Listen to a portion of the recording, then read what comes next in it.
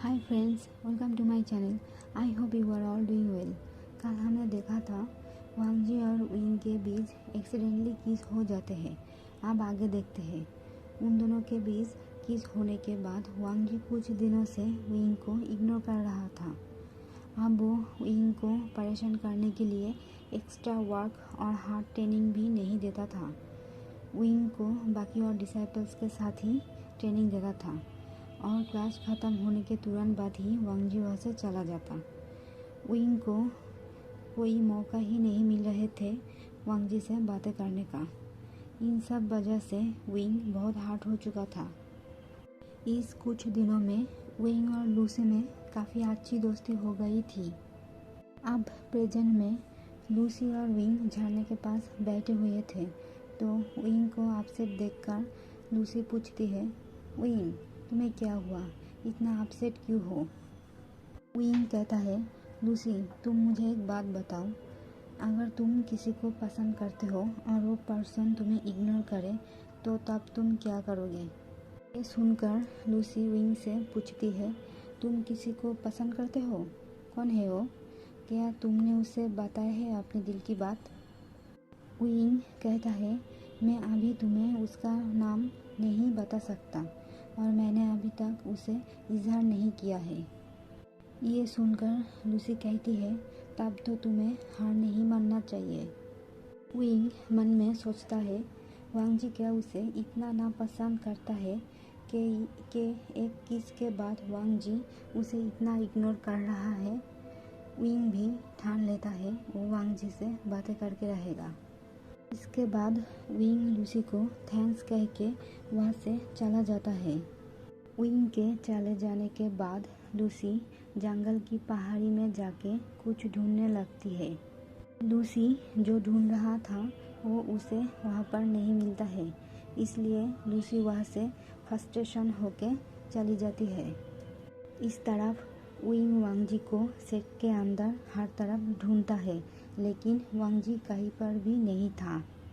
तभी जेबुजुन उसे मिल जाते हैं। जेबुजुन विंग को परेशानी में देखकर कहता है, यंग मास्टर वी, आप क्या ढूंढ रहे हैं? विंग तब जेबुजुन को बाव करके कहता है, सेक लीडर, मैं हांगुनजुन को ढूंढ रहा था, क्या आप उनको देखा है?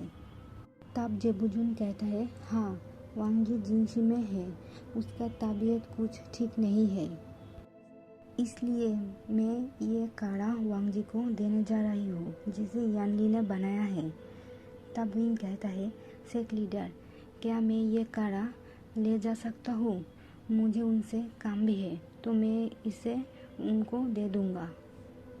तब जेबुजुन नोट करके वो काढ़ा विंग को दे देता है। विंग जब जिंशी में जाकर गेट नॉक करता है तब वांग जी अंदर से कहता है, अंदर आ जाइए भाई। विंग जब अंदर जाता है तब वांग जी उसे देखकर कहता है, तुम यहाँ पर क्या कर रहे हो? विंग कहता है, मैं आपको देखने के लिए आया था और इस काढ़े को देने के लिए।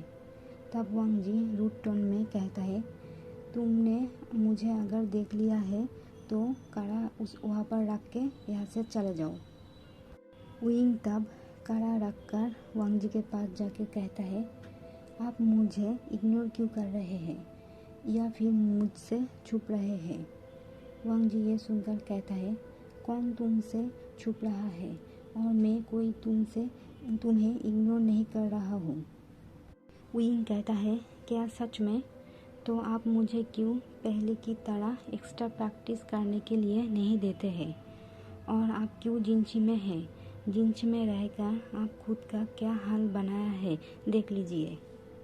क्या ये सब उस किस करने के वजह से है? ये सुनकर वांग जी खांसते हुए कहता है, क्या बकवास बातें कर रहे हो, ऐसा कुछ नहीं है। मेरा तबीयत ठीक नहीं है इसलिए मैं बाहर नहीं जाता हूँ।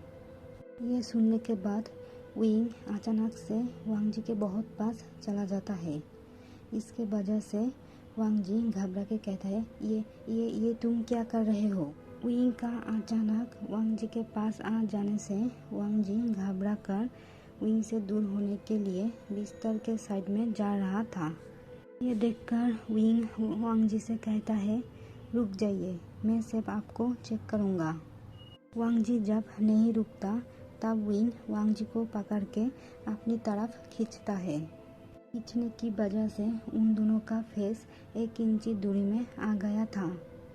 विंग अब धीरे से वांग जी की तरफ लीन होता है तो वांग जी का सांसें रुक जाती है। विंग अपनी फोरहेड से वांग जी का फोरहेड टच करता है तो विंग का हार्ट बीट बढ़ जाता है। इसके वजह से वांग जी का फोरहेड बैंड विंग के फोरहेड से टच हो जाती है। वांग जी का फोरहेड बैंड विंग से टच हो रहा है, यह महसूस करके वांग जी का हार्ट बीट भी बढ़ जाती है। वांग जी विंग को पुश करता इससे पहले ही विंग वांग जी से अलग हो जाता है और विंग अपना फेस छुपाते हुए पीछे मुड़ जाते हैं क्योंकि ब्लास्ट करने के वजह से उसका फेस पूरा रेड हो चुका था।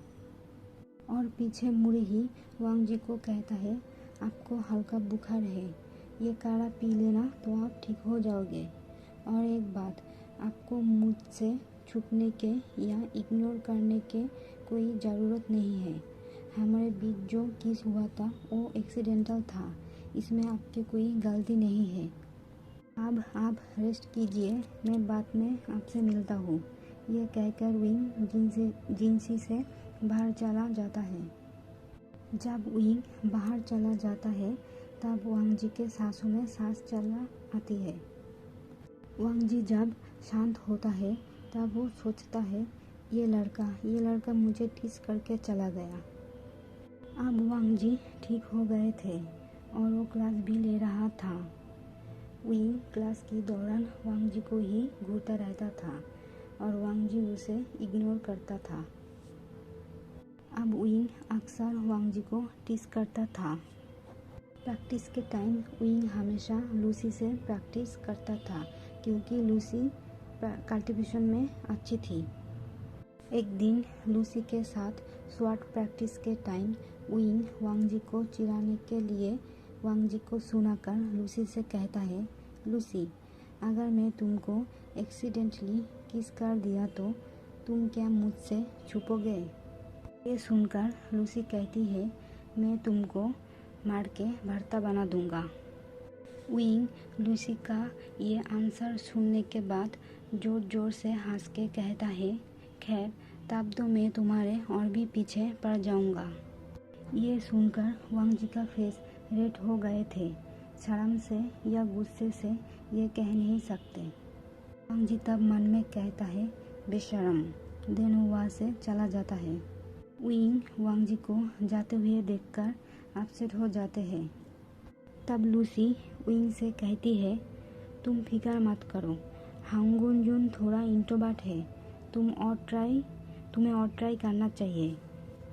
ये सुनकर विंग शॉक्ड होकर कहता है, तुमको कैसे पता चला मैं जिससे प्यार करता हूँ वो हांगुन जुन है? तब लूसी कहती है, खैर तुम जिस तरह हांगुन जुन को हर दिन देखते रहते हो किसी को भी ये बात पता चल जाएगा। तब पीछे से नी हुसैन कहता है, हाँ मुझे तो ये बात शुरू से ही पता थे कि वी भाई हांगुन जुन को पसंद। विंग तब मन में सोचता है, क्या ये सब बातें इतना ऑब्वियस है कि सबको समझ में आता है लेकिन हांगुन जुन को नहीं?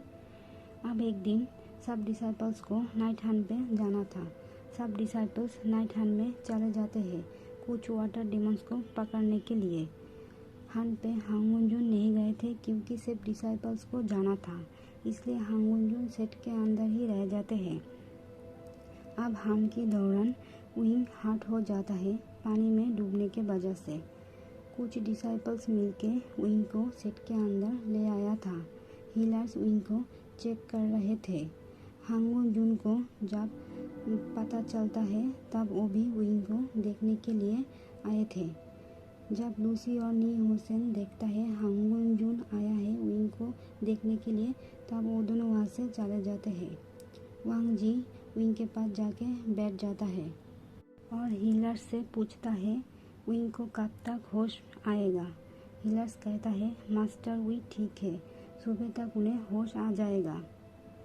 सब हीलर जब चले जाते हैं तब वांग जी विंग के हाथ पकड़ के कहता है, विंग तुम क्यों अपनी ख्याल नहीं रखते, क्यों तुम हमेशा मजाक करते रहते हो सीरियस टाइम में भी। तभी अचानक से डोर खुलने का आवाज़ होता है तो वांग जी देखता है यान ली भाग कर आई थी, जो कि सीधा जाके विंग के पास बैठ जाती है। यान ली को ऐसे देखकर वांग जी विंग के हाथ छोड़कर यान ली से कहता है, साओ जी आप यहाँ पर क्यों आए हैं।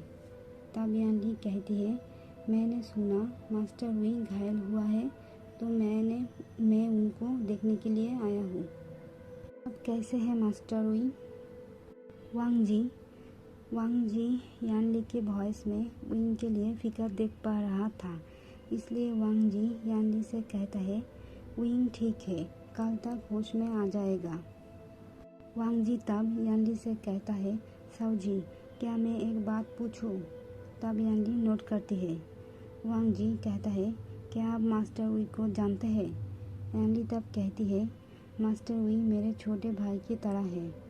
मेरा एक भाई था जो कि बिल्कुल मास्टर वी की तरह थे। तब वांग जी नोट कर कहता है, साओ जी आप जाके रेस्ट कीजिए, मैं विंग का ध्यान रखूँगा। आपको इस टाइम परेशान नहीं होना चाहिए, ये बेबी के लिए ठीक नहीं है। यान ली 4 मंथ से प्रेग्नेंट है। यान ली वांग जी की बातें सुनकर नोट करके वहाँ से चली जाती है। यान ली के चले जाने के बाद वांग जी विंग के पास बैठकर विंग को स्पिरिचुअल पावर देने लगता है। उसके बाद वांग जी विंग के पास ही बैठकर कल्टीवेट करने लगता है। आज के लिए इतना ही, कल मिलते हैं। फ्रेंड्स आप लोग मुझे कोई लाइक्स और कमेंट्स नहीं करते, कोई भी फीडबैक भी नहीं देते। अगर आप कोई फीडबैक नहीं दोगे तो मैं कैसे समझूंगा कि आपको मेरे स्टोरी पसंद आ रही है या नहीं। प्लीज़ मुझे कोई फीडबैक देना। कल मिलते हैं। आज के लिए टाटा, टेक केयर।